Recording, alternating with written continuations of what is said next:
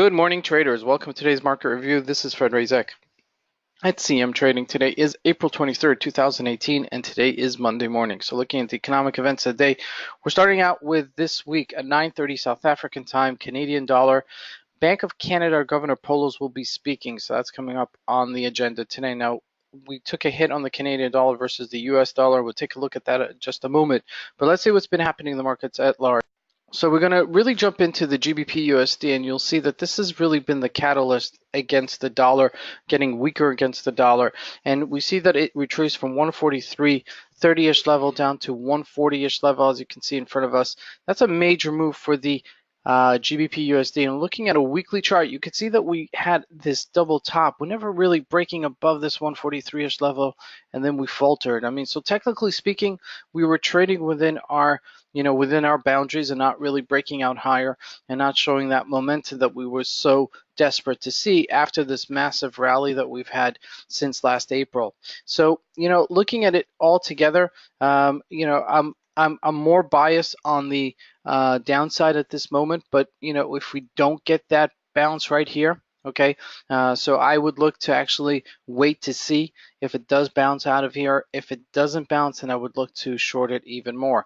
However, okay, just be careful here because we are at previous resistance, subsequent support. We've hit a support level at this 138-ish level, so we may still respect these two parameters between 139-ish level and 143. So keep an eye on that as that continues to trade further today. Like looking at the Euro USD, we sold off, but not as sharply. Okay, we sold off about 100 pips from 123.88 down to 122.70-ish level.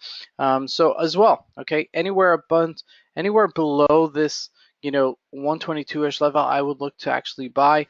I'd put a stop loss at around down here or just below my support level at 122, but this is really anywhere between these two areas I would actually look to buy.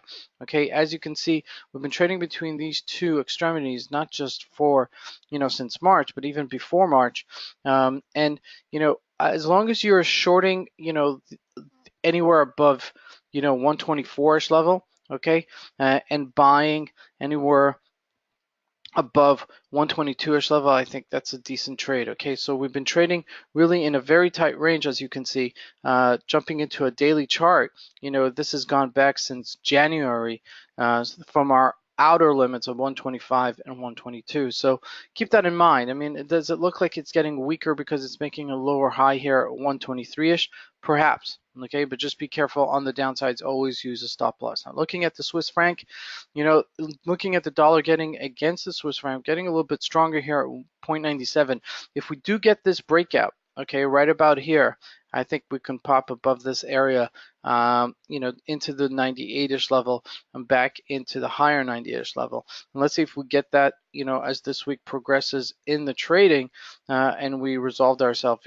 Aussie USD as well. Okay, big nosedives against the dollar last week, from 77 down to 76. Now this is really a point of support. So I really would look for a bounce here, and I'd probably look for the Aussie to give me that confirmation against the dollar versus anything else against the dollar. Now we haven't really covered the gold for a little while. Just giving you an update on it. It's at 133.33-ish level. Okay. 1,333. As you can see, it's at the bottom of the range. Still nothing really to solidify it on the upside. So it's really been trading between these two parameters of 1356 and 1333. However, if we do break below this 1333, I think we can go down to 1325.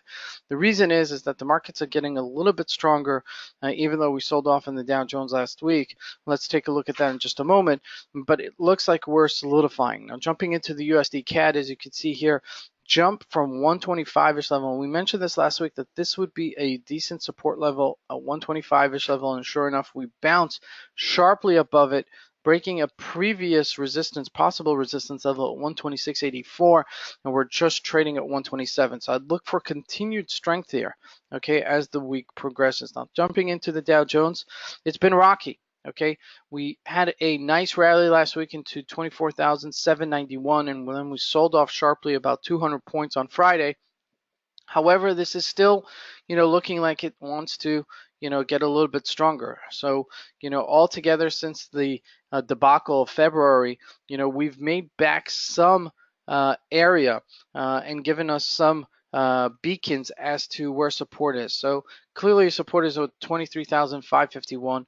We haven't really broken up above this. I'd like to see this break above the 24,000, 25,000 mark, to really continue saying that it's strong. So I'm not biased on the upside yet until we get that confirmation.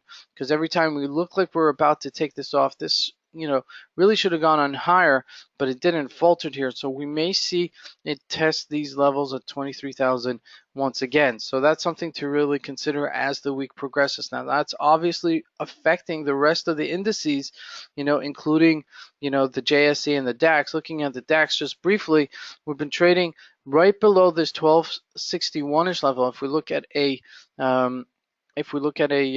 1-hour chart, at 12,358, we hit a resistance of 12,264.